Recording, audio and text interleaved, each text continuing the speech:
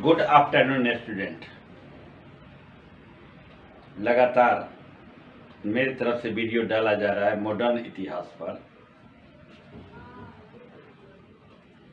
और कंटिन्यू हम डाल रहे हैं।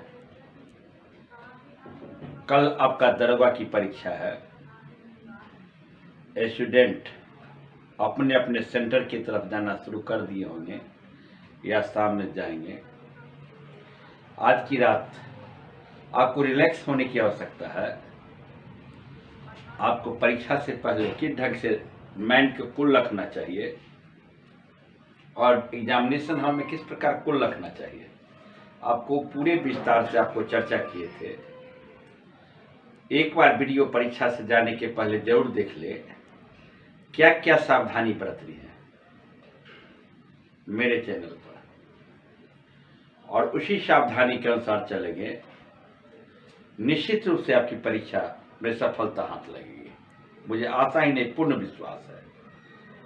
मैं अपने अनुभवों के आधार पर आपको कल होने वाली परीक्षा के संबंध में विस्तार से कुछ दिन पूर्व आपको मैंने वीडियो डाला था। आज रात निश्चित रूप से 2-3 बार उसको देख लेंगे। अब हम जो आज का टॉपिक लिए है इस टॉपिक पर भी ध्यान देंगे, इस टॉपिक से ही प्रश्न उठाते हैं। कल आपको चर्चा किए थे काकोरी कांड, आज हम चर्चा करेंगे पूर्ण स्वराज, पूर्ण लाहौर अधिवेशन 1929 और पूर्ण स्वराज की बात। लाहौर अधिवेशन से पहले कुछ चर्चा आपको कर दे। 1905 से लेकर 1915 तक क्रांतिकारी काल था, लेकिन 1915 के बाद कानून आया बहुत सारा। उसमें रॉलेट एक्ट प्रधानता थी, रॉलेट कानून, जलियांवाला बाग हुआ और सहयोग आंदोलन हुआ। 1915 से लेकर 1924 तक, 1922 कहिए, गांधी जी काफी राजनीति में सक्रिय थे। 22 के बाद फिर देखा गया कि 1924 से लेकर गांधी रचनात्मक कार्य की तरफ बढ़े और रचनात्मक कार्य में चरखा, तकली, लघु उद्योग, कुटीर उद्योग पर लोगों को बल देते थे, लोगों को समझाने का प्रयास करते थे। 1924 के बाद जो काल आया, जो 1931 तक 23 मार्च 1931 जो भगत सिंह, राजगुरु और सुखदेव को फांसी पड़ा था, इसके बीच के काल था, वह काल क्रांतिकारी के काल था। उसमें गांधी की उतनी बड़ी सक्रिय भूमिका नहीं थी, लेकिन 1928 आते आते गांधी अपनी राजनीति में, जब 1924 में, 24 से पहले असहयोग आंदोलन के बाद दौरान गांधी को जब गिरफ्तार कर लिया गया था और 6 वर्ष के लिए जेल में डाल दिया गया था, लेकिन स्वास्थ्य खराब होने के कारण फिर जेल से उनको रिहा कर दिया गया।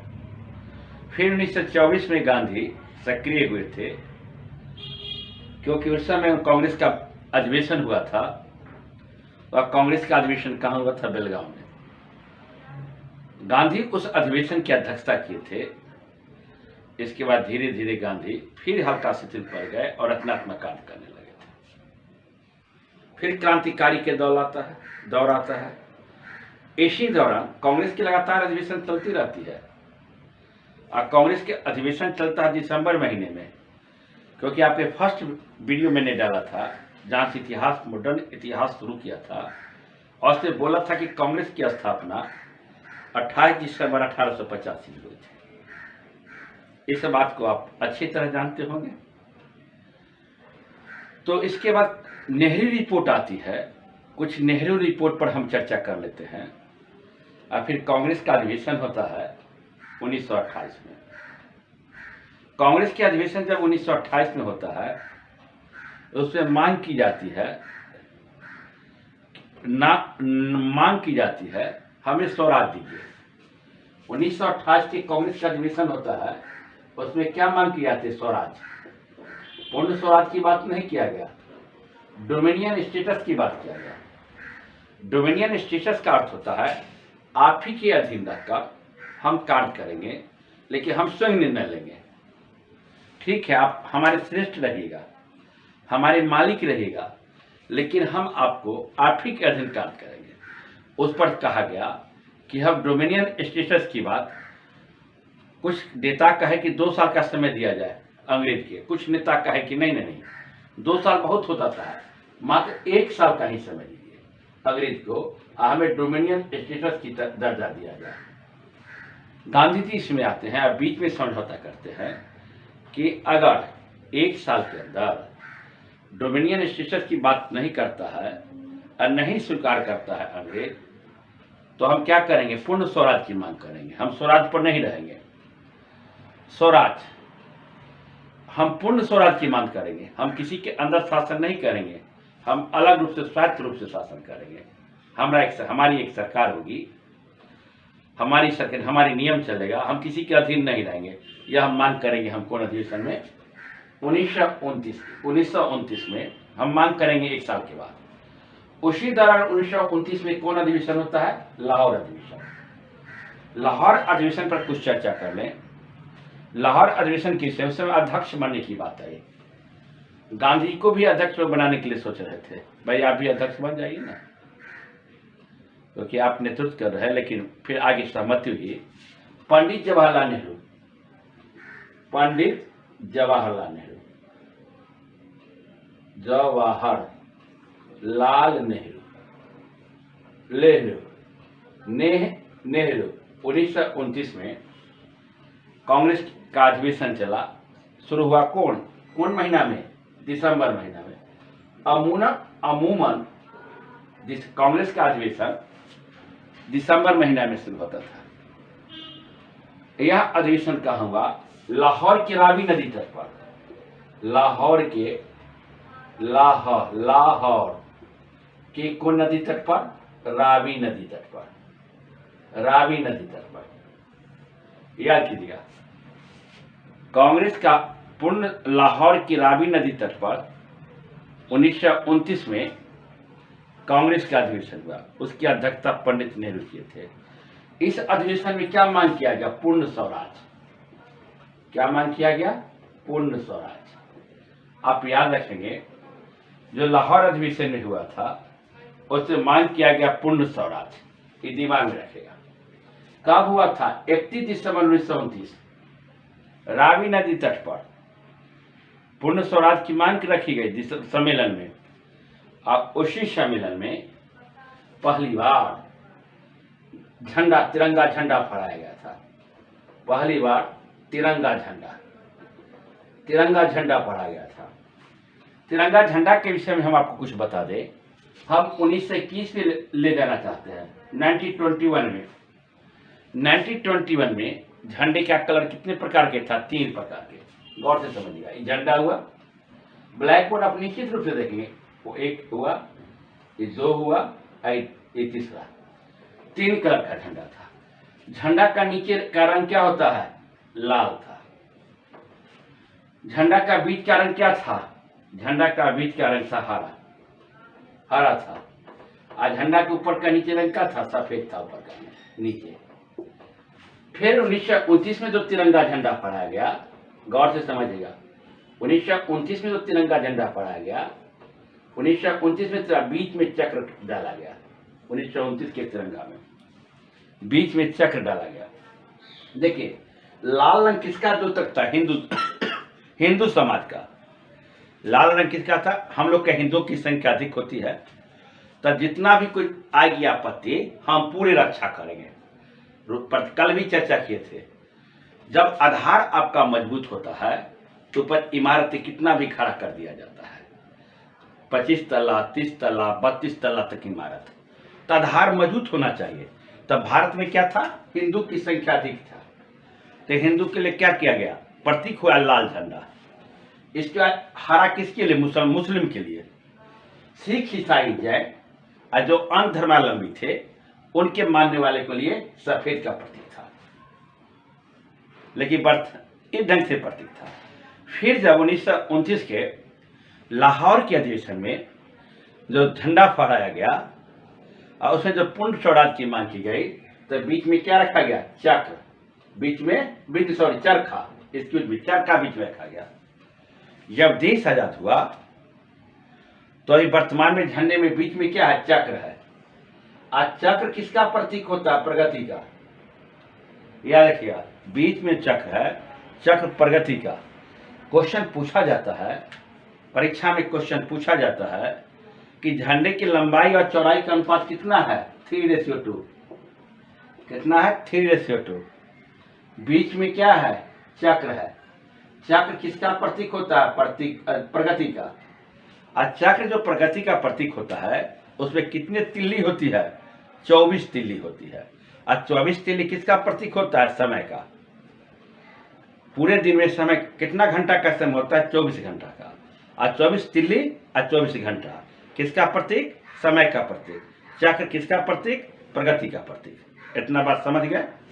1921 की चर्चा की झंडे का, 1929 की चर्चा की लाहौर में चर्चा का, जो लाहौर अधिवेशन हुआ था उसका मैंने चर्चा किया। 1929 का चर्चा मैंने किया, लाहौर अधिवेशन का। अच्छा, 26 जनवरी 1930 को पूर्ण स्वतंत्रता दिवस मनाया गया। बड़ा इंपॉर्टेंट क्वेश्चन।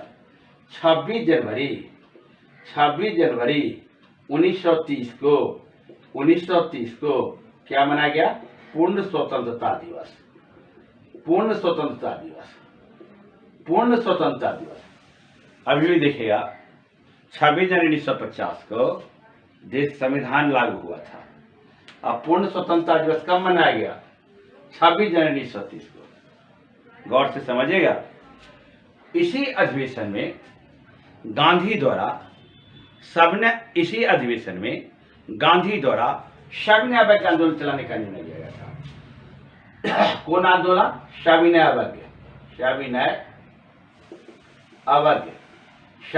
अवज्ञा आंदोलन चलाने का निर्णय लिया गया।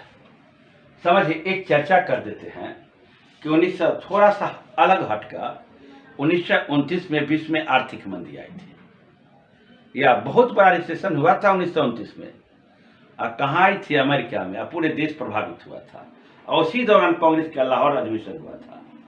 और 1929 में जो आर्थिक मंदी आई थी, लगभग 1,65,000 लोग बेरोजगार हो गए थे। वहां पर जाना नहीं चाहते हैं। फिर इकोनॉमिक्स की चर्चा होगी।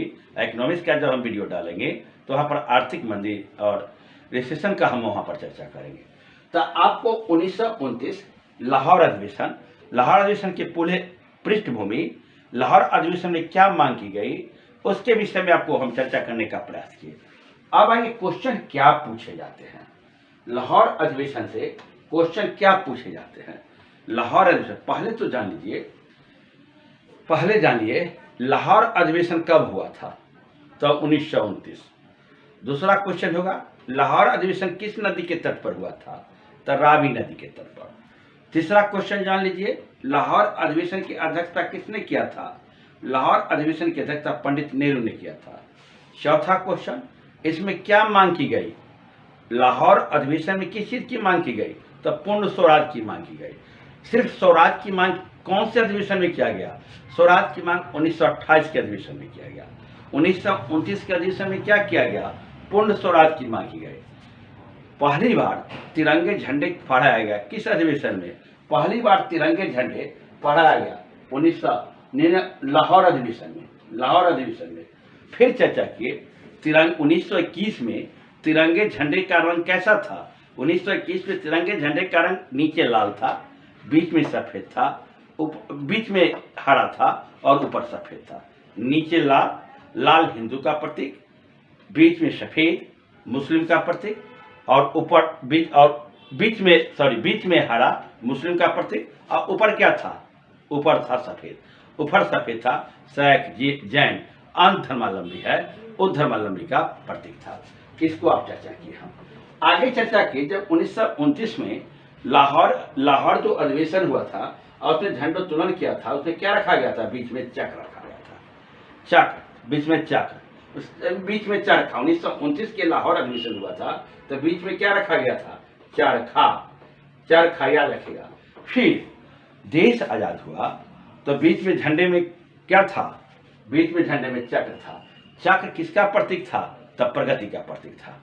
तो आपको हम लाहौर अधिवेशन कब हुआ, इससे जुड़े हुए प्रश्न को मैंने विस्तार से चर्चा किया और इस प्रश्न को इस विस्तार की चर्चा किया और इससे जो जो प्रश्न पूछे जाते हैं वो तो प्रश्न को मैंने फोकस किया। अंत में फिर यही कहेंगे, कल आपकी परीक्षा है, दरोगा की परीक्षा है। इस वीडियो को तो निश्चित रूप से देखेंगे, मन को शांत रखेंगे, दिमाग को कूल रखेंगे, अफवाह पर ध्यान नहीं देंगे,